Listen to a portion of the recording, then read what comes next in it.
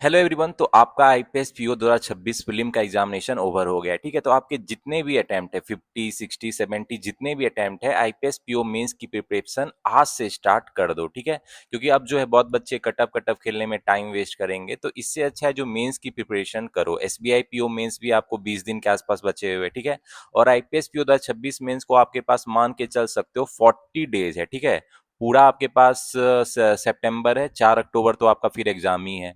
तो जो ये 40 डेज में आपकी क्या स्ट्रेटजी होनी चाहिए, डाटा एनालिसिस एंड इंटरप्रिटेशन यानी क्वांट में, रीजनिंग और कंप्यूटर एप्टीट्यूड में आपको किस तरीके से पढ़ना चाहिए, किस टॉपिक पे फोकस करना चाहिए, जीए जो इस बार आपको गेम चेंजर होने वाला है, क्योंकि ये जो है आपका पहले 40 मार्क्स का हुआ करता था, अब ये 60 मार्क्स का हो गया है, तो ये गेम चेंजर होने वाला है मेंस में। तो इसमें आपको बेस्ट वे क्या है प्रिपरेशन का, इंग्लिश जिसका जो पहले 40 मार्क्स का होता था 20 मार्क्स का हो गया है, लेकिन फिर भी इसमें अच्छा स्कोर तो करना है।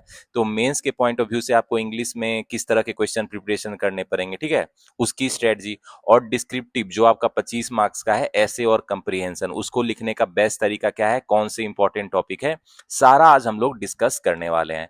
इसके अलावा गाइज मैं आपको बताऊंगा टॉपर्स स्ट्रेटजी, टॉपर्स कौन सा मेथड यूज करते हैं। मैंने जब आईपीएस पीओ एग्जाम क्लियर किया था अपने फर्स्ट अटेम्प्ट में, तो मेरे जो मेंस में मार्क्स थे वो अच्छे मार्क्स थे। ठीक है, मेरे जो मेंस में मार्क्स थे नियरली 100 मार्क्स के आसपास थे। ठीक है, और जो मेंस का कटअप गया था जनरल कैटेगरी का 72 कटअप था, तो मेरे plus 28 marks above the cutoff थे।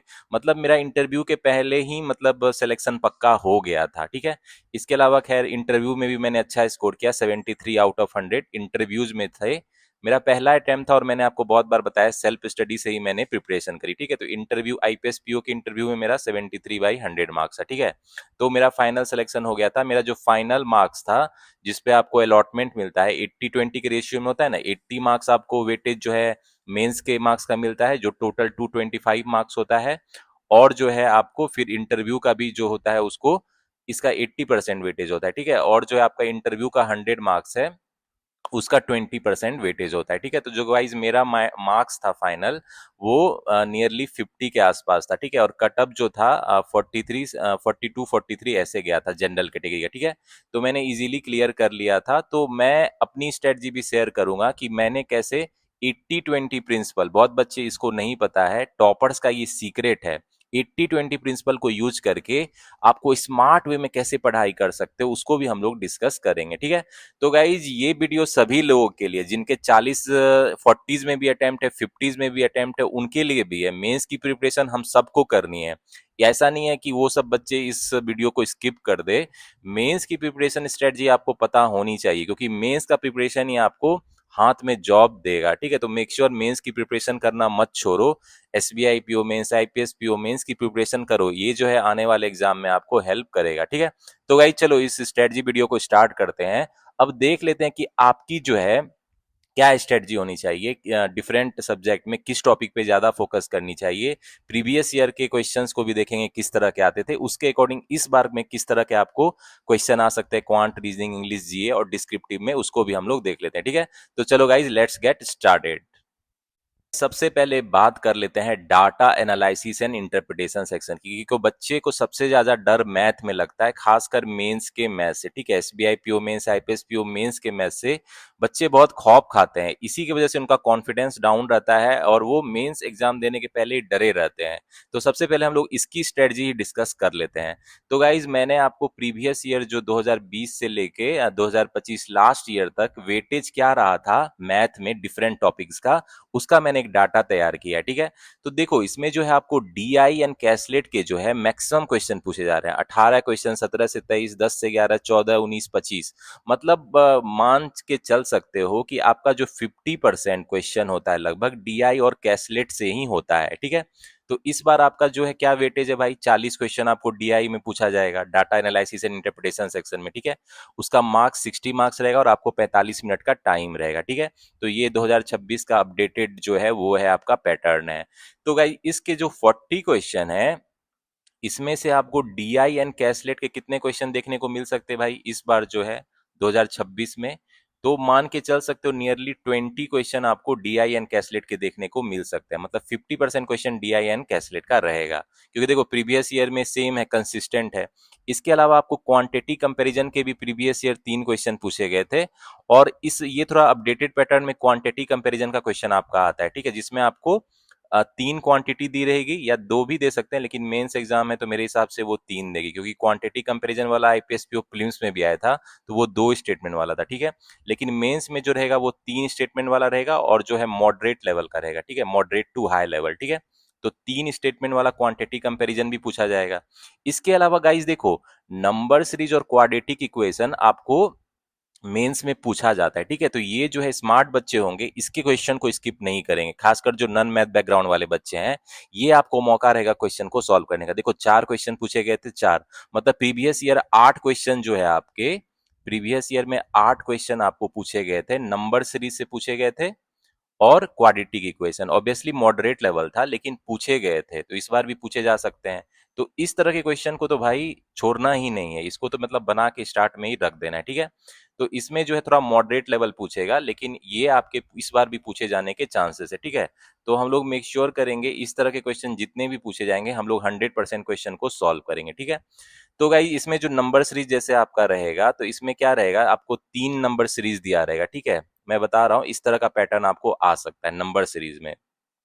इसमें जो है आपको एक नंबर सीरीज दिया रहेगा, और उसका पैटर्न आपको पकड़ना रहेगा, और कोई वेरिएबल जैसे ए दे देगा पहले में, दूसरे में कोई बी दे देगा, ठीक है, और तीसरे में कोई जैसे सी दे देगा, ठीक है। फिर उस पे क्वेश्चन आपको रहेगा, उस पे जो है 2 से 3 क्वेश्चन आपको पूछे जाएंगे। यही पूछेगा ए प्लस बी क्या होगा, ए बाई सी क्या होगा, या स्टेटमेंट में बोलेगा कौन सा स्टेटमेंट करेक्ट है। तो बेसिकली इसमें आपको पैटर्न फाइंड करके ए बी सी का वैल्यू निकालना होगा, उसके बाद जो इस पे 2-3 क्वेश्चन है वो इजीली बन जाएंगे, ठीक है।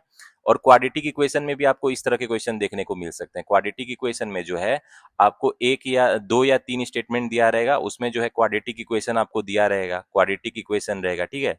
3 तरह का क्वाड्रेटिक इक्वेशन, मान लो एक्स वाई जेड में रहेगा, उसको आपको रूट निकाल के उसके इस पे 2-3 जो क्वेश्चन होंगे बेस, उसको सॉल्व करना होगा।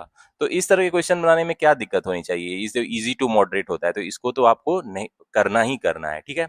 गाइज और देख लेते हैं क्या आता है, डाटा सफिशिएंसी के क्वेश्चन रहते हैं, ठीक है। कभी पूछते हैं, कभी नबी नहीं भी पूछते हैं, लेकिन इस बार चांसेस है आपको डाटा सफिशिएंसी पूछेगा, ठीक है। डाटा सफिशिएंसी में भाई आप 3 स्टेटमेंट वाला प्रिपरेशन करना। ऑल्दो प्रीवियस ईयर जो पूछा गया था 2 स्टेटमेंट वाला भी पूछता है, लेकिन आप जो है 3 स्टेटमेंट वाले डाटा सफिशिएंसी करोगे, क्योंकि थोड़ा मॉडरेट टू हाई लेवल आता है, तो 3 स्टेटमेंट वाला सही रहता है, ठीक है। तो इसके अलावा मिस्केलेनियस के जो है अरिथमेटिक वर्ड प्रॉब्लम है वो पूछे जाते हैं, 5 से 6 अरिथमेटिक जो वर्ड प्रॉब्लम है, मॉडरेट टू हाई लेवल रहेगा, ठीक है। तो अरिथमेटिक वर्ड प्रॉब्लम्स के आपके क्वेश्चन रहेंगे, प्रीवियस ईयर देख रहे हो, ये हर साल पूछा जाता है। मिस्केलेनियस बेसिकली अरिथमेटिक वर्ड प्रॉब्लम हुआ, ठीक है।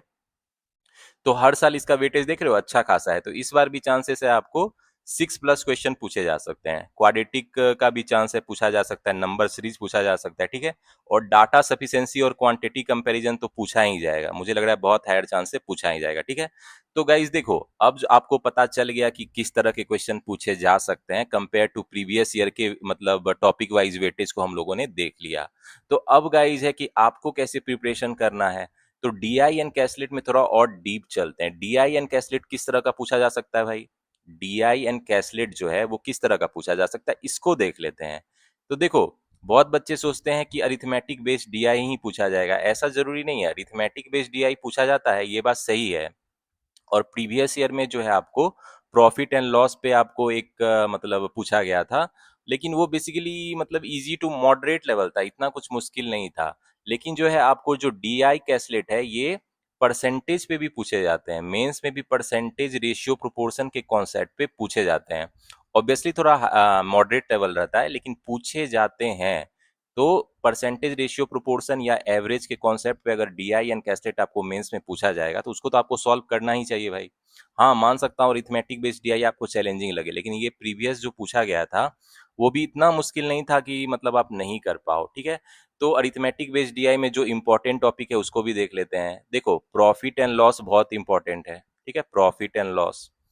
तो इस पे आपको डीआई एंड कैसलेट दोनों पूछे जा सकते हैं। इसके अलावा जो है time and work, time and work high weightage topic है, प्रीवियस ईयर इसके अच्छे पूछे गए थे, ठीक है। इसके अलावा क्या है भाई, इसके अलावा आपको S I C I, compound interest, simple interest important है। और प्रोबेबिलिटी का भी टॉपिक इंपॉर्टेंट है, इस पे भी आपको डीआई और कैसलेट पूछा जा सकता है, ठीक है। इसके अलावा और जो इंपॉर्टेंट टॉपिक है, ये तो सबसे ज्यादा इंपॉर्टेंट टॉपिक हो गया आपका, परसेंटेज, रेशियो, प्रोपोर्शन, एवरेज और ये सब, ये वेरी वेरी इंपॉर्टेंट टॉपिक हो गया, ठीक है। उसके बाद जो टॉपिक है जिसपे आपको पूछे जा सकते हैं वो है पार्टनरशिप। पार्टनरशिप पे आपको कैसलेट खासकर पूछा जा सकता है, उस पे 3 क्वेश्चन हो सकते हैं, ठीक है। तो पार्टनरशिप पे कैसलेट पूछा जा सकता है। मिक्सचर एंड एलिगेशन पे आपको डीआई एंड कैसलेट पूछा जा सकता है, मिक्सचर एंड एलिगेशन, ठीक है, ये भी बहुत इंपॉर्टेंट है। इसके अलावा जो है बोट एंड स्ट्रीम, आपका बोट्स एंड स्ट्रीम पे बहुत इंपॉर्टेंट है, बोट स्ट्रीम पे आपको पूछा जा सकता है, ठीक है। और जो है आपका time speed distance, time speed distance जो है इस पे भी पूछा जा सकता है, ठीक है। तो टाइम स्पीड डिस्टेंस, तो ये जो है वेरी इंपॉर्टेंट बोल सकते हो, ठीक है। तो वेरी इंपॉर्टेंट है ये। इसके अलावा और क्या इंपॉर्टेंट है, और भी जो बचा, जैसे आपको है ट्रेन्स वाला है, ट्रेन्स पे भी कभी कभी कैसलेट और arithmetic word problem, quantity comparison, data sufficiency पूछते हैं, ठीक है। तो ये इंपॉर्टेंट टॉपिक है। जैसे ट्रेन्स है, पाइप्स एंड सिस्टर्न है, ठीक है। तो ये सब पे जनरली थोड़ा कम पूछते हैं, लेकिन पूछ सकते हैं, इस साल पूछ सकते हैं वो, ठीक है। तो इसको भी आप लोग ऐसा नहीं कि स्किप कर देना, इसको भी करना है। इसके अलावा और जो अदर्स टॉपिक है, जो भी जैसे मेंसुरेशन है, तो मेंसुरेशन पे भी आपको पूछे जाते हैं। लेकिन गाइज मैं सोच रहा हूँ मेंसुरेशन को आप वेरी इंपॉर्टेंट में डाल दो, ठीक है। मेंसुरेशन को यहाँ पे डाल दो, ये वेरी इंपॉर्टेंट है। इस पे जो है आजकल आपको कैसलेट के क्वेश्चन पूछे जा रहे हैं, कैसलेट पूछा जाता है, और जो है क्वांटिटी कंपैरिजन वाला रहता है, और डाटा सफिशिएंसी के क्वेश्चन भी रहते हैं, ठीक है। अरिथमेटिक वर्ड प्रॉब्लम भी इस पे रहता है, ठीक है। तो इसके अलावा और जो मिसकेलेनियस टॉपिक है, बचा हुआ जो टॉपिक है, उससे आपको पूछा जाएगा क्वेश्चन, ठीक है। तो ये टॉपिक को आप स्ट्रॉन्ग कर लेना। तो गाइज अब जो है मैंने आपको इंपॉर्टेंट टॉपिक बता दिया कि डीआई एंड कैसलेट किस पे पूछा जा सकता है, ठीक है। अब देखते हैं क्वांटिटी कंपैरिजन भी इसी सब टॉपिक पे पूछा जाएगा, डाटा सफिशिएंसी इसी पे पूछा जाएगा, ठीक है। तो इस सारे टॉपिक को जो है आप कॉन्सेप्ट स्ट्रॉन्ग कर लेना एक बार, उसके बाद जो क्वेश्चन प्रैक्टिस करेंगे हम लोग हाई लेवल प्रीवियस ईयर का, तो ताकि आप उसको सॉल्व कर पाओ, ठीक है। तो गाइज अब सवाल है कि हमको कितना मार्क्स लाना है, ये सवाल आ रहा है भाई। देखो, आपका 60 मार्क्स का एग्जाम होगा, 40 क्वेश्चन रहेंगे, तो आपको कितना एम करना चाहिए, ये जरूरी है ना पता होना कि 40 क्वेश्चन, आपके पास 45 मिनट टाइम भी है, तो टाइम अच्छा खासा है। तो देखो, हमको जो है कोशिश करना चाहिए 15 से लेके 20 क्वेश्चन करने की, 15 to 20 क्वेश्चन हमको लेके चलना पड़ेगा, फोकस में इतना करना है। और ये सबके लिए, नॉन मैथ बैकग्राउंड वाले बच्चे के लिए, बीए, बीकॉम, बीएससी, आर्ट्स मतलब कॉमर्स, सबके लिए है। इतना आप कर सकते हो, प्रीवियस ईयर का क्वेश्चन मैंने पूरा आपको मेंस का सॉल्व करा है, तो इतना कर सकते हो। तो कहाँ से करेंगे भाई, तो जो आपका नंबर सीरीज और क्वाड्रेटिक इक्वेशन, या जो मिसक्लेनियस के इजी क्वेश्चन होंगे, क्वांटिटी कंपैरिजन, डाटा सफिशिएंसी, उसके जो है मतलब 8 to 10 क्वेश्चन रहेंगे, तो वो इजीली कर सकते हो आप, क्योंकि वो कंपेयर टू ओवरऑल एग्जाम थोड़ा इजी रहेगा, ठीक है। तो ये कर सकते हो। और जो है एक दो डीआई कैसलेट भी आप सॉल्व कर सकते हो, खासकर जो है आपको रेशियो, प्रोपोर्शन और परसेंटेज पे बेस रहे, ठीक है। तो वो वाले भी रहेंगे, तो उसको भी सॉल्व कर सकते हो। तो दो डीआई मतलब आप अगर नियरली 8 to 10 क्वेश्चन यहाँ से निकाल सकते हो, ठीक है। तो ये आपका मतलब फोकस रहना चाहिए कि मुझे कम से कम 50 to 20 क्वेश्चन करना है, और मैंने आपको बता दिया कि कौन सा टॉपिक आपको कर लेना है, ठीक है। तो मेक श्योर आपका जो है प्लान रहना चाहिए इतना अटेम्प्ट करने का डीआई सेक्शन में, ठीक है।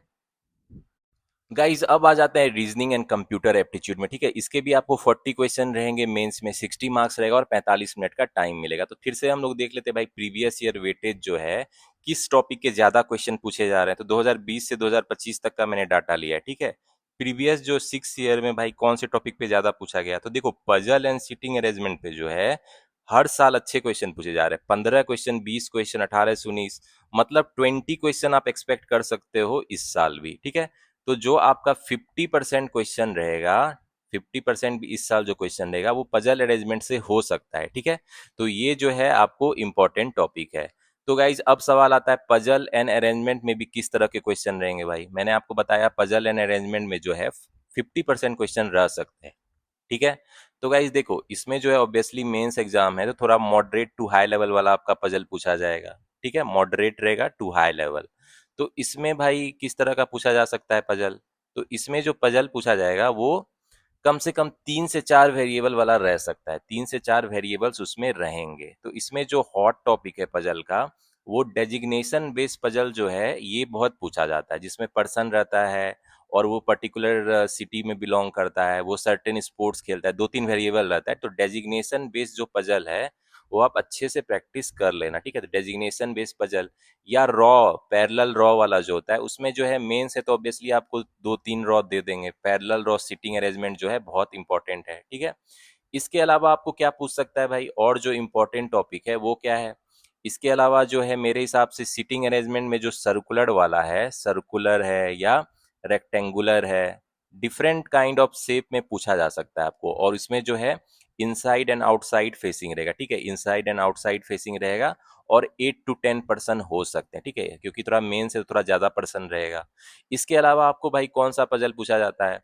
तो देखो मेरे हिसाब से बॉक्स बेस्ड पजल जो है ये पूछा जाएगा, बॉक्स बेस्ड पजल, ठीक है, बॉक्स बेस्ड पजल रहेगा। और आपको फ्लोर बेस्ड पजल भी रह सकता है, फ्लोर बेस्ड पजल पूछता है। और इसमें जैसे फ्लोर बेस्ड पजल है उसके साथ वेरिएबल रहेगा कि इस फ्लोर में रहता है उसको ये कलर पसंद है, ये फ्रूट्स पसंद है। तो इसमें जो है आपको जो है टू दो दो वेरिएबल्स भी रहेगा, 2 से 3 वेरिएबल्स भी रह सकता है, ठीक है। तो ये ध्यान में रखना। इसके अलावा गाइज और क्या पूछेगा? मंथ और डेट पजल भाई बहुत बहुत हॉट है टॉपिक, ये प्रीलिम्स में भी पूछा गया था, months and date based puzzle, ठीक है। मंथ एंड डेट वाला इंपॉर्टेंट है। ईयर बेस्ड पजल जो होता है, ईयर बेस्ड, वो भी पूछा जा सकता है। तो ये सब पजल अरेंजमेंट आप अच्छे से कर लेना, हाई लेवल वाले, ठीक है। इसके अलावा ऑर्डर एंड सीक्वेंसिंग जो है ये रिलेटिवली इजी होता है, जिसमें आपको 6, 7, 8% दिए रहते हैं, उसका वेट को अरेंज करना रहता है या पर्टिकुलर ऑर्डर में अरेंज करना रहता है। तो इसके 3 क्वेश्चन एक सेट में रहते हैं, ये थोड़ा रिलेटिवली इजी होता है कंपेयर टू और पजल्स के, ठीक है।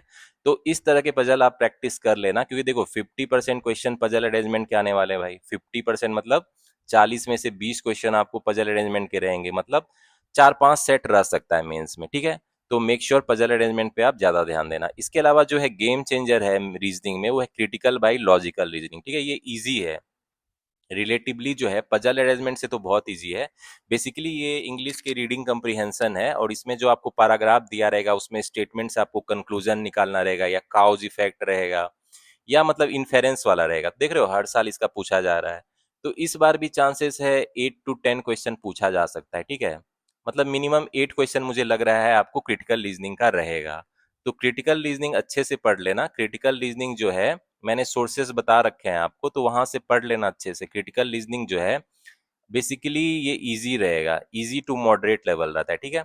इसमें आपको बस पैराग्राफ पढ़ के इन्फेरेंस करना होता है। तो इस तरह के क्वेश्चन जो है 8 क्वेश्चन मेरे हिसाब से रह सकते हैं। तो इसमें जो है जो भी समझदार बच्चे होंगे सारे क्वेश्चन अटेम्प्ट करेंगे और सारे करेक्ट करेंगे, ठीक है।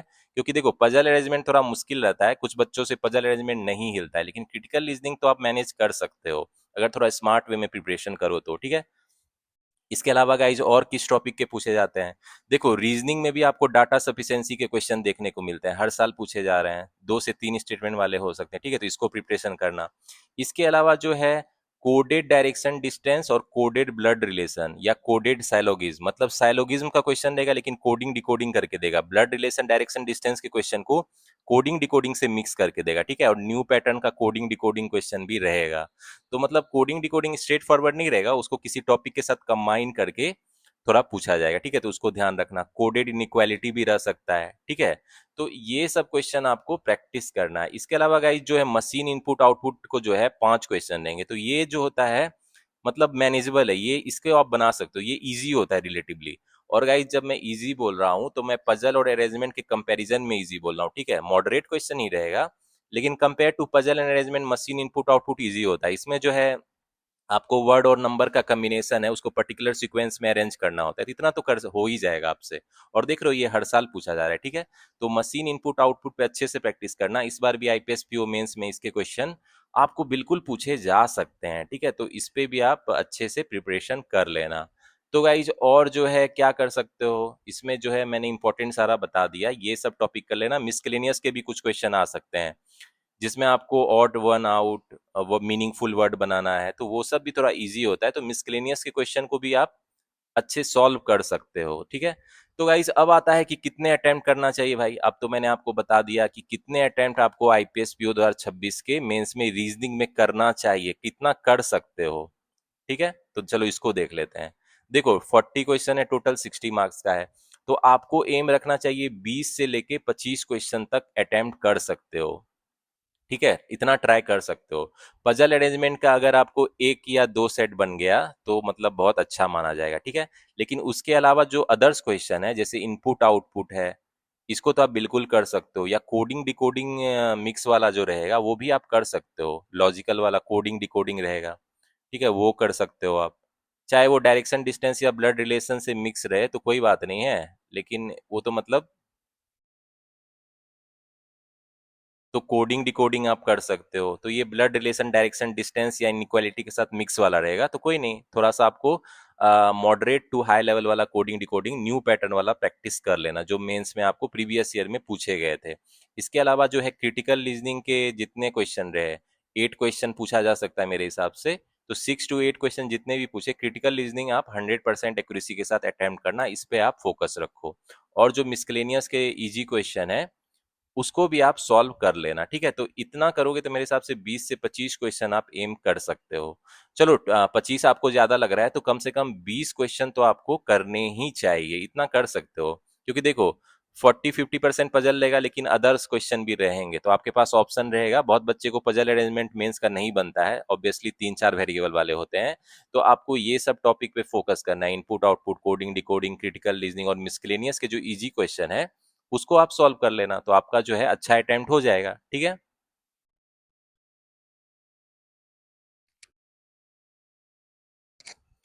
तो गाइज अब आते हैं इंग्लिश में। तो इंग्लिश में आपको 40 क्वेश्चन रहेंगे लेकिन मार्क्स बस 20 मार्क्स है, इसका मार्क्स कम कर दिया गया है, 35 मिनट का टाइम रहेगा। तो कोई बात नहीं है, अभी भी जो है आपको 10+ मार्क्स लाने का एम करना चाहिए। ठीक है, तो क्वेश्चन तो भाई सेम है, मार्क्स भले कम हो गया, क्वेश्चन तो आपको 40 क्वेश्चन है, तो इसमें जो है आपको एम करना होगा 20+ क्वेश्चन अटेम्प्ट करने की, वो भी अच्छी एक्यूरेसी के साथ। ठीक है, क्योंकि इंग्लिश में थोड़ा एक्यूरेसी लोगों का हिल जाता है। और मेंस में आपको किस तरह के वेटेज रहते हैं भाई उसको देख लेते हैं। प्रीवियस ईयर में जो मेंस में इंग्लिश में किस तरह के क्वेश्चन पूछे गए हैं, देखो गाइज, रीडिंग कंप्रीहेंशन आपको रहेगा, और रीडिंग कंप्रीहेंशन जो है थोड़ा लंबा चौड़ा पैराग्राफ रहेगा, तो मेक श्योर जो है एडिटोरियल पढ़ने की हैबिट डालो। और उसमें जो है आपको क्वेश्चन भी डायरेक्ट नहीं रहेगा, उसमें आपको मतलब कॉम्बिनेशन में रहेगा, ए बी सी ऑप्शन रहेगा, तो आपको चुनना होगा। ठीक है, तो थोड़ा मतलब मॉडरेट टू हाई लेवल वाला रीडिंग कंप्रीहेंशन के क्वेश्चन आप प्रैक्टिस करो। तो देख रहे हो हर साल इसका वेटेज अच्छा खासा है, तो 2 सेट आपको पूछा जा सकता है, 40 क्वेश्चन है तो 2 सेट में हो सकता है कि आपको 14 से 15 क्वेश्चन देखने को मिल सकते हैं रीडिंग कंप्रीहेंशन के। इसके अलावा गाइस एरर स्पॉटिंग वाला क्वेश्चन रहेगा। तो एरर स्पॉटिंग वाला क्वेश्चन कैसा रहेगा कि आपको 4-5 सेंटेंस दिया रहेगा, उसमें बताना होगा कौन करेक्ट है कौन इनकरेक्ट है। ठीक है, हो सकता है कम्बिनेशन में भी पूछे, 1 and 2 करेक्ट है, 2 and 3 इनकरेक्ट है, तो थोड़ा सा ये चैलेंजिंग रहेगा। एरर स्पॉटिंग वाला जो हाई लेवल एरर डिटेक्शन वाला क्वेश्चन प्रैक्टिस कर लेना। इसके अलावा आइडेंटिफाई द इनकरेक्ट सेंटेंस, वही हो गया, एरर वाला ही है। इन्फेरेंस बेस्ड क्वेश्चन भी आपको पूछ सकते हैं, वर्ड रिप्लेसमेंट भी पूछा जा सकता है, मैच द कॉलम आजकल पूछा जाता है, प्रीवियस ईयर 5 क्वेश्चन पूछे गए थे। तो गाइज मैच द कॉलम वाला जो है इस बार अच्छे से आप प्रैक्टिस कर लेना, ये जो होता है इजी होता है, मैच द कॉलम जितना ज्यादा मुश्किल नहीं होता है, बस आपको मैच करना होता है, फर्स्ट 2 कॉलम रहता है उसको मैच करना होता है। इसके अलावा सेंटेंस फिलर वर्ड रीअरेंजमेंट के क्वेश्चन रहेंगे। तो गाइज इसमें जो सेंटेंस फिलर रहता है ना, उसमें आपको मतलब जैसे 2-3 एक पैराग्राफ दिया रहेगा, उसमें फिल इन द ब्लैंक्स रहेंगे, 3-4 फिल इन द ब्लैंक्स रहेंगे, उसमें एक सेंटेंस फिट बैठता है, तो उस तरह के आपको सेंटेंस फिलर देखने को मिल सकते हैं।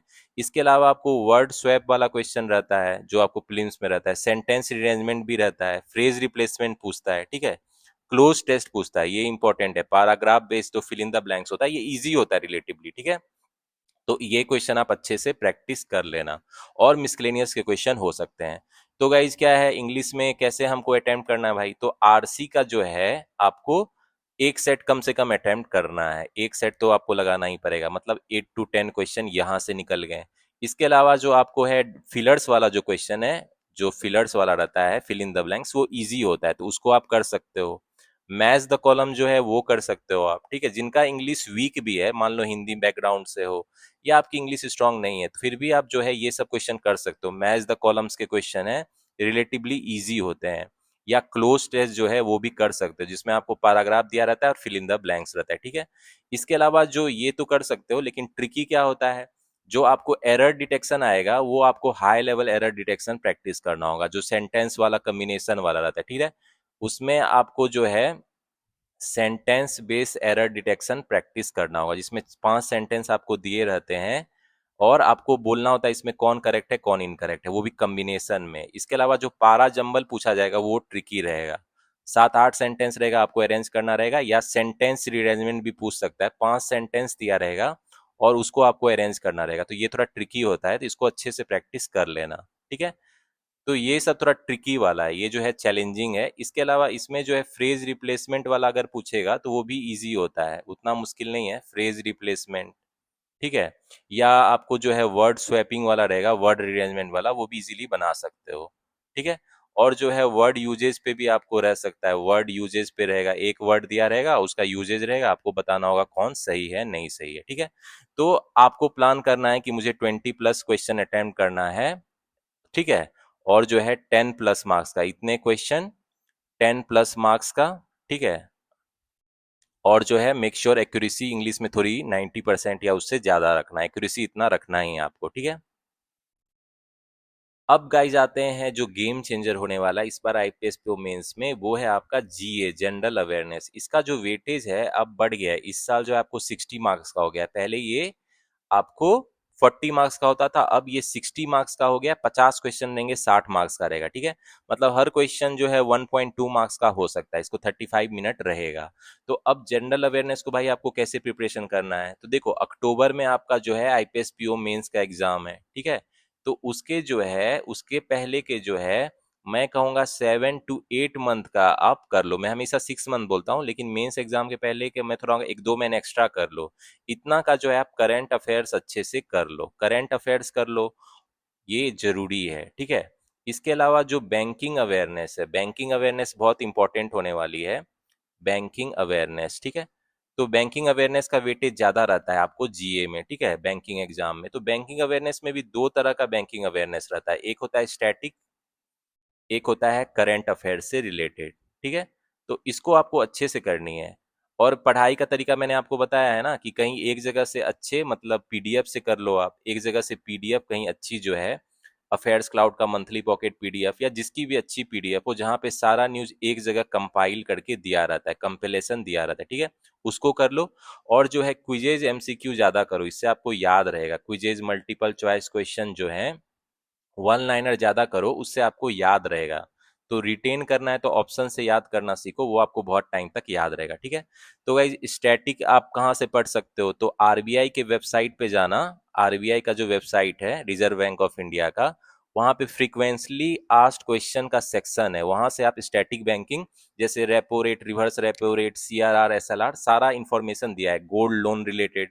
करंट अफेयर्स तो आप जो पीडीएफ पढ़ोगे, कोई भी पीडीएफ पढ़ोगे, वहां आपको बैंकिंग का करंट अफेयर्स जो है बैंकिंग अवेयरनेस का मिल जाएगा। जैसे आरबीआई ने मतलब किस बैंक पे कितना पेनल्टी लगाया, किस बैंक को कितना प्रॉफिट हुआ, कोई ऐप लॉन्च हुआ डिजिटल उससे रिलेटेड। ठीक है, या जो है किस फाइनेंशियल ईयर में किसको बैंक को कितना प्रॉफिट हुआ, ये सब करंट अफेयर में आता है बैंकिंग अवेयरनेस का, ये कर लेना।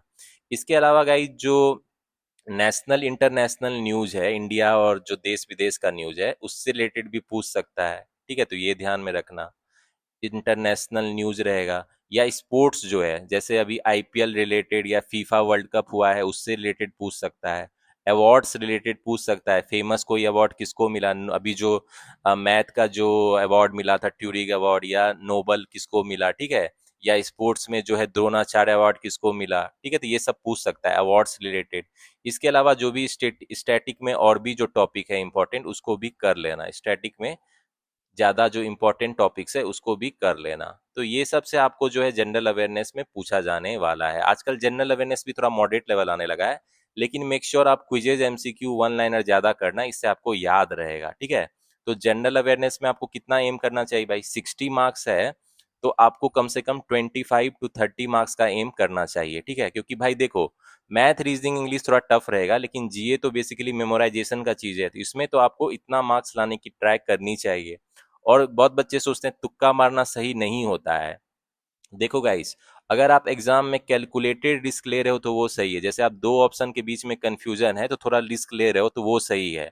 लेकिन ये नहीं कि आप बिल्कुल आपको क्वेश्चन नहीं आता है और आप मतलब सी सी सी सबका मारे जा रहे हो, वो नहीं करना, ठीक है।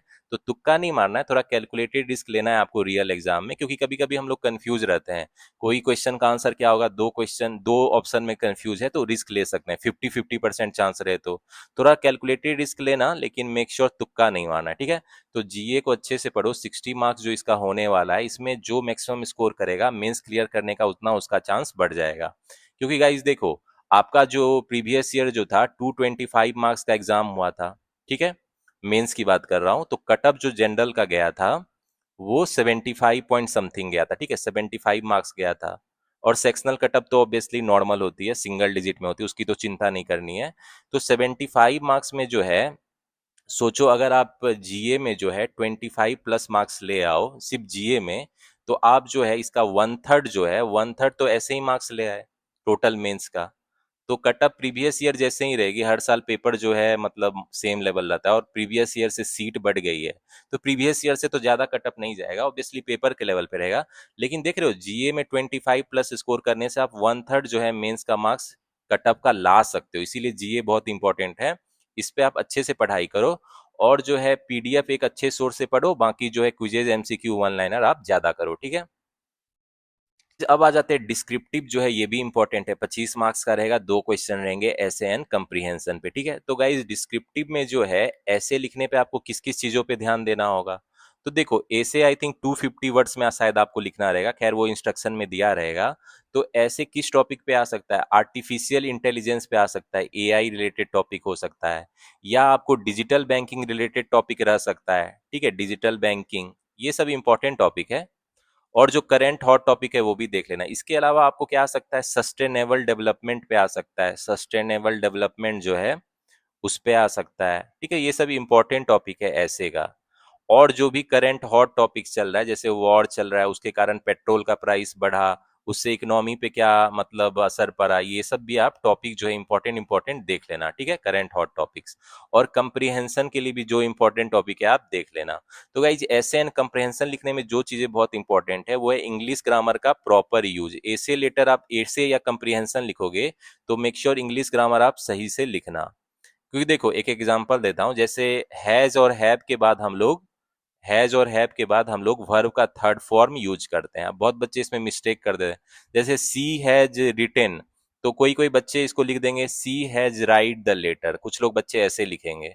तो ऐसे अगर आप गलती करोगे ग्रा ऐसे लिखने में, तो इसके मार्क्स कट हो जाते हैं, क्योंकि यहाँ हैज के साथ वर्ब का फर्स्ट फॉर्म नहीं लगता है, तो ये गलत है, थर्ड फॉर्म लगता है, रिटेन होना चाहिए, ठीक है। तो ग्रामर में मिस्टेक मत रखना, इंग्लिश ग्रामर सही रखना। और जो है वोकाबलरी, वोकाबलरी मतलब स्पेलिंग मिस्टेक मत करना। स्पेलिंग मिस्टेक मतलब जैसे डिसीव वर्ड है, डिसीव ऐसे लिखते हैं, कोई कोई बच्चे डिसीव को ऐसे लिख के आ जाएंगे डिसीव, तो ये गलत है ना, ये करेक्ट है। तो स्पेलिंग मिस्टेक मत करना, ये वोकैब सही रखोगे, इंग्लिश ग्रामर सही रखोगे, और जो सही सही सेंटेंस लिखोगे, तो आपको ऐसे और कंप्रीहेंशन में अच्छे मार्क्स मिल जाएंगे, ठीक है। और वर्ड लिमिट को भी फॉलो करना। जैसे अगर आपको ऐसे जो है 250 वर्ड्स में बोलेगा लिखने के लिए, ठीक है, 250 वर्ड्स में रहेगा, तो जो है आप रेंज ऐसा रखो, 240 से 260 के बीच में रख सकते हो, थोड़ा 10 प्लस 10 प्लस माइनस से कोई दिक्कत नहीं है, ठीक है। तो ये भी ध्यान रखना, वर्ड लिमिट का ध्यान रखना। और गाइज जो है और किस चीजों का आपको ध्यान रखना है, कि जो है ऐसे में जो है जैसे प्रॉपर फ्लो में लिखना है। ऐसे में सबसे पहले हम लोग क्या करते हैं, इंट्रोडक्शन देते हैं किसी टॉपिक का, ठीक है। उसके बाद जो आता है उसका मेन पार्ट होता है। मेन पार्ट मतलब उसको बॉडी भी बोलते हैं, मेन पार्ट जिसमें आप पूरा अच्छे से उसको एक्सप्लेन करते हो। और लास्ट में कंक्लूजन, उसको कंक्लूड करते हो, कोई भी टॉपिक अपनी राय देते हो, आपका जो भी राय है, ठीक है। तो ये तीन जो है आप इंपॉर्टेंट फॉलो करना ऐसे लिखने में और कंप्रीहेंशन लिखने में, ठीक है। तो मेक श्योर 25 मार्क्स में से आप ट्राई करो कि मतलब 15 प्लस मार्क्स आपको आ जाए। 10 मार्क्स तो आपको लाने हैं भाई, कटअप 10 मार्क्स रहता है, डिस्क्रिप्टिव का 10 मार्क्स तो रहता ही है, कटअप 15 प्लस मार्क्स का आप एम रखो। इसमें जो है proper grammar uses, proper vocabulary, और जो है प्रॉपर फ्लो में लिखोगे, तो आपको ऐसे में अच्छे मार्क्स आ जाएंगे, ठीक है। और जो इंपॉर्टेंट टॉपिक है तो मैंने आपको बताया, आर्टिफिशियल इंटेलिजेंस का जो जॉब पे क्या असर होगा, डिजिटल बैंकिंग से हम लोग रूरल एरिया में कैसे पेनिट्रेट कर सकते हैं, सस्टेनेबल डेवलपमेंट में हम लोग जो है कैसे हेल्प कर सकते हैं, और जो भी करंट हॉट टॉपिक है उसको आप देख लेना, ठीक है। तो डिस्क्रिप्टिव में आपको ये स्ट्रेटजी यूज करनी होगी। तो मैं कहूंगा किसी भी इंग्लिश न्यूज़पेपर का एडिटोरियल इंपॉर्टेंट जो भी हॉट टॉपिक है उसको पढ़ने की हैबिट डालो, ठीक है। कोई भी इंग्लिश न्यूज़पेपर ऑनलाइन या ऑफलाइन पढ़ने की हैबिट डालो, उसके बाद जो है आपके लिखने की स्किल अपने आप अच्छी हो जाएगी, क्योंकि कोई भी चीज आप माइंड में सोचोगे फिर उसको लिखोगे, तो उसके लिए आपको पढ़ना जरूरी है, कंप्रिहेंशन स्किल अच्छी रखनी जरूरी है, ठीक है। तो गाइज ये तो हमने स्ट्रेटजी देख ली, क्वांट, रीजनिंग, इंग्लिश, जीए और डिस्क्रिप्टिव की। अब आते हैं टॉपर्स का सीक्रेट क्या होता है, 80-20 प्रिंसिपल को आप कैसे यूज करते हो। तो जो बच्चे नए जुड़े हैं मेरे चैनल पे, 80-20 प्रिंसिपल मैंने पहले भी बता रखा है कि मतलब 20% ये जो एफर्ट, मतलब कोशिश जो है 20% एफर्ट लगा के 80% रिजल्ट यानी 80% सक्सेस आप कैसे कर सकते हो हासिल, ठीक है। तो 20% के एफर्ट जो भी स्मार्ट बच्चे होते हैं इस 80-20 प्रिंसिपल को यूज करते हैं, ठीक है। 20% एफर्ट आपको 80% रिजल्ट या 80% सक्सेस कैसे दे सकता है, इसको हम लोग प्लान करते हैं। क्योंकि देखो बच्चे तो बहुत पढ़ते हैं भाई, लेकिन मोर देन 90% बच्चे बैंक एग्जाम क्लियर नहीं कर पाते हैं, ठीक है। इसका रीजन क्या होता है कि वो 80% एफर्ट लगा रहे हैं लेकिन उसका जो रिजल्ट सिर्फ 20% आता है, ठीक है। तो ये पढ़ाई करने का सही तरीका नहीं है, स्मार्ट वे में पढ़ाई करनी चाहिए। हमको ऐसी कोशिश करनी को मैक्सिमाइज करना चाहिए जो ज्यादा रिजल्ट दे, ठीक है। तो गाइज ये जो है आपको विल्फ्रेड पेरेटो ने 1896 में दिया था, परेटो प्रिंसिपल, ठीक है। तो ये बहुत चीजों में यूज होती है, लेकिन जो टॉपर इसको एग्जाम क्लियर करने में यूज करते हैं। तो इसको हमको क्या करना है भाई, 20% एफर्ट को क्या करना है हमको मैक्सिमाइज करना है, ठीक है। तो अब जो है आईपीएस पीओ 2026 मेंस के टर्म में ये 20% एफर्ट क्या है जो हमको 80% सक्सेस देगा भाई। तो आईपीएस पीओ 2026 मेंस के टर्म में बात कर लेते हैं। तो गाइज अब हमारा जो कोर टॉपिक है, कोर टॉपिक जो इंपॉर्टेंट हाई वेटेज टॉपिक है जिसपे पढ़ के आप मैक्सिमम स्कोर कर सकते हो, तो कोर टॉपिक्स जो हम लोग देख लेते हैं। तो गाइज कोर टॉपिक्स जो है आपको मतलब सारे जो सब्जेक्ट में, जो मैथ में है वो है डीआई एंड कैसलेट। डीआई एंड कैसलेट के जो है आपके,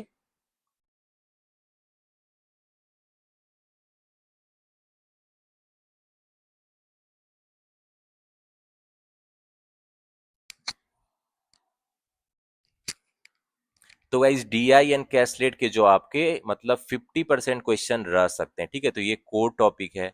और इसके अलावा जो है कौन सा कोर टॉपिक है भाई, रीजनिंग में जो है puzzle and arrangement, puzzles and arrangement जो है वो आपका कोर टॉपिक है। इसके जो है 50% इसके भी क्वेश्चन रह सकते हैं, 40-50% रह सकते हैं, ठीक है। 50% क्वेश्चन इसके लगभग रह सकते हैं। और इंग्लिश में क्या है भाई, रीडिंग कंप्रीहेंशन, रीडिंग कंप्रीहेंशन का आपको बोला ना 2 सेट रह सकता है, ठीक है।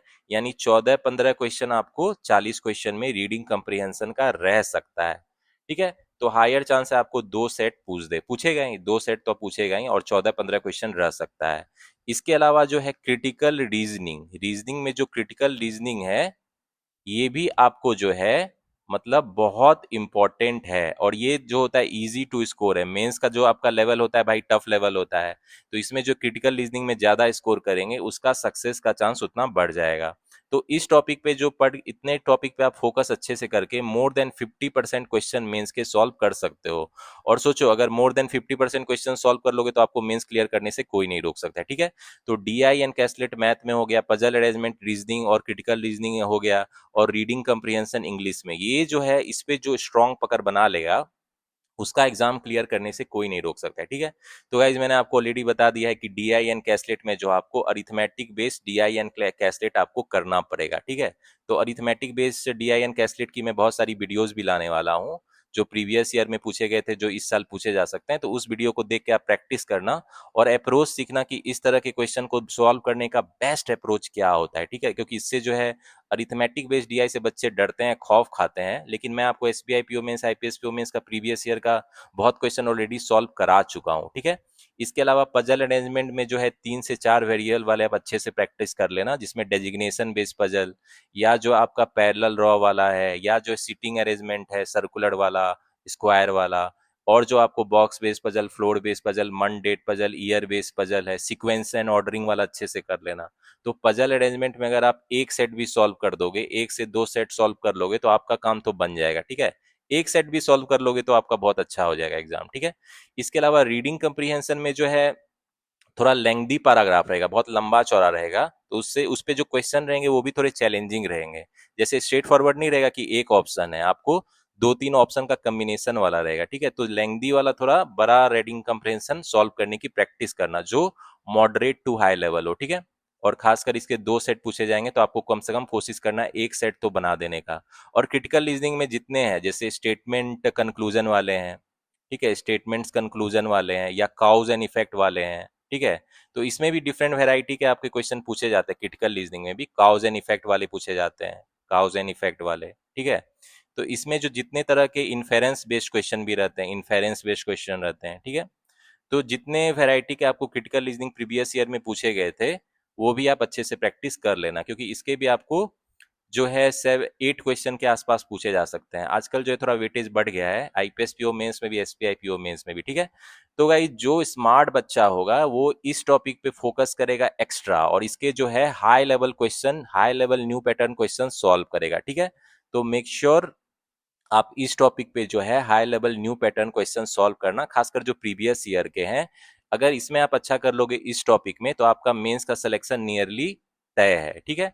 तो ये टॉपिक पे जो है आप 20% एफर्ट लगा के 80% सक्सेस अचीव कर सकते हो, जिसको हम लोग बोलते हैं परेटो प्रिंसिपल और 80-20 प्रिंसिपल। तो ये होता है टॉपर्स का सीक्रेट। क्योंकि देखो, पढ़ाई तो सभी करते हैं, लेकिन स्मार्ट वे में पढ़ाई करना जरूरी है, ठीक है। पर्टिकुलर टॉपिक होता है जिसका वेटेज हाई होता है, उस पर हम लोग अच्छा स्कोर करके सिलेक्शन ले सकते हैं, ठीक है। तो आप लोग इस कोर टॉपिक पे थोड़ा एक्स्ट्रा फोकस करना, जो भी आपके पास टाइम बचा हुआ है, 40 डेज का टाइम बचा है, तो इस कोर टॉपिक्स पे आप एक्स्ट्रा फोकस दे करना और ज्यादा टाइम देना, ठीक है। तो गाइज, अब आपका जो आईपीएस पीओ 2026 मेंस है, ठीक है, उसको 40 डेज के आसपास बचा है, ठीक है। आईपीएस पीओ मेंस को 40 डेज, और जो एसबीआई पीओ मेंस है आपका, वो भी सितंबर में होने वाला है, ठीक है। तो उसको मान के चल सकते हो 20 दिन का आपके पास टाइम बचा हुआ है, ठीक है। तो मेरे चैनल द सक्सेस मंत्रा पे आपको क्या मिलेगा, उसको भी थोड़ा डिस्कस कर लेते हैं भाई, ठीक है। 20 डेज आपको बचा है एसबीआई पीओ मेंस का। तो गाइज, आज से मैं स्टार्ट करने वाला हूँ मेंस की जो है सीरीज स्टार्ट करने वाला हूँ। ऑलरेडी स्टार्टेड है, लेकिन प्रीलिम्स पे थोड़ा फोकस हो गया था, क्योंकि प्रीलिम्स का एग्जाम था। तो अब जो है एसबीआई पीओ मेंस और IPS PO mains related video आपको बहुत सारे देखने को मिलेगी, ठीक है। उसमें जो आपको अरिथमेटिक बेस कैसलेट डीआई आते हैं, data sufficiency, quantity comparison, 3 statement वाले रहते हैं, ठीक है। और जितने भी हाई लेवल क्वेश्चन रहते हैं अरिथमेटिक वर्ड प्रॉब्लम के, वो सारे क्वेश्चन हम लोग प्रैक्टिस करेंगे, ठीक है। तो ये तो आज से स्टार्ट होने वाला है। अब मेंस रिलेटेड फोकस ज्यादा वीडियो आएगी। इसके अलावा गाइज, मेरे चैनल के अगर आप प्लेलिस्ट में जाओगे, तो यहाँ पे मैंने देखो आईपीएस पीओ मेंस का भी एक प्लेलिस्ट है, आईपीएस पीओ मेंस का प्लेलिस्ट है, जिसमें मैंने ऑलरेडी बहुत सारी वीडियो शेयर कर रखी है। मैराथन वीडियो भी है, 1 घंटे से ज्यादा वाला भी, ठीक है। और इसके अलावा आपके इसमें आपको 11 वीडियोज है, ठीक है, 11 वीडियोज है। तो इससे भी प्रैक्टिस कर लेना, जिन लोगों ने प्रैक्टिस नहीं किया है, आपको मेरे चैनल के प्लेलिस्ट में आपको मिल जाएगी, ठीक है। मैंने आपको यहाँ दिखा भी दिया है। और इसके अलावा एसबीआई पीओ मेंस के तो मैंने बहुत सारे वीडियो डाले हैं। एसबीआई पीओ मेंस की तो मैं स्टार्ट से ही वीडियो डाल रहा हूँ। बहुत बच्चे तो ऑलरेडी प्रैक्टिस कर भी लिए होंगे। तो इसमें आपको 27 वीडियोज है, और बहुत सारे मैराथन वीडियो है। जितने भी आपको प्रीवियस ईयर क्वेश्चन है, प्रीवियस ईयर के जितने मेंस के क्वेश्चन है, मोस्टली मैंने ऑलरेडी कवर कर लिए हैं। प्रीवियस ईयर जो मेंस के क्वेश्चन थे, ठीक है। तो वो सारे वीडियो को मैंने शेयर किया है प्लेलिस्ट में, तो मैं डिस्क्रिप्शन में लिंक डाल दूंगा। जिन लोगों ने प्रैक्टिस नहीं किया है, टोटल ये 38 वीडियोज है। 38 वीडियोज में बहुत सारे मैराथन वीडियोज भी है प्रीवियस ईयर के क्वेश्चन के, और सारे क्वेश्चन कवर है। Caselet DI, arithmetic word problem, data sufficiency, quantity comparison. तो इसको जिसने प्रैक्टिस नहीं किया है वो कर लेना। इसके अलावा गाइज, आज से जो है आपको मतलब SBI PO mains, IPS PO mains के लिए सीरीज स्टार्ट हो गई है। तो अब हर दिन जो है आपको मेंस के रिलेटेड मैथ के वीडियो आते रहेंगे, ठीक है। तो जो भी मेरे चैनल पे न्यू है, मेक श्योर मेरे चैनल के प्लेलिस्ट में जाके प्रीवियस ईयर्स के जो क्वेश्चन कराया है मैंने, उसके 38 वीडियो है, उसको अच्छे से प्रैक्टिस कर लो। अगर आप इतना कर लोगे, तो मेंस में कंपटीशन से आप ऐसे ही आगे निकल जाओगे, क्योंकि मैंने जितने भी क्वेश्चन प्रैक्टिस कराए हैं, सारे एग्जाम रेलिवेंट क्वेश्चन है। मतलब मेंस में रियल एग्जाम में उसी तरह के क्वेश्चन आएंगे, ठीक है। कुछ भी ऐसा क्वेश्चन नहीं है जिसका मतलब एग्जाम में आने के कम चांसेस है, ऐसे क्वेश्चन है ही नहीं, उसको प्रैक्टिस ही नहीं कराया मैंने, ठीक है। तो गाइस, जो भी प्रीवियस ईयर के क्वेश्चन है उसको अच्छे से प्रैक्टिस कर लोगे, तो आपको इस साल भी उसी का पैटर्न रहेगा, उसी के लेवल का क्वेश्चन पूछा जाएगा, ठीक है। तो मेरे चैनल के प्लेलिस्ट में जाके क्वेश्चन प्रैक्टिस कर लेना, और आज से जो भी मैं मेंस की वीडियो लाऊंगा, उसको सारे लोगों को प्रैक्टिस करनी है, जिनके अटेम्प्ट चाहे कितने भी रहे हो आईपीएस पीओ प्रीलिम्स एग्जाम में, ठीक है। तो ये सभी के लिए, मुझे ऐसा नहीं कि सबको स्पेशली कहना पड़ेगा कि आप करो आप नहीं करो, सारे लोग मेंस की प्रिपरेशन साथ मिलके करेंगे। और इस बार जो है मैथ के जो है अच्छा स्कोर करके रहेंगे, क्योंकि जो मैथ्स में अच्छा स्कोर करेगा उसी का जो है एक सीट कंफर्म होगा एसबीआई पीओ, आईपीएस पीओ या कमिंग बैंकिंग एग्जाम में, ठीक है।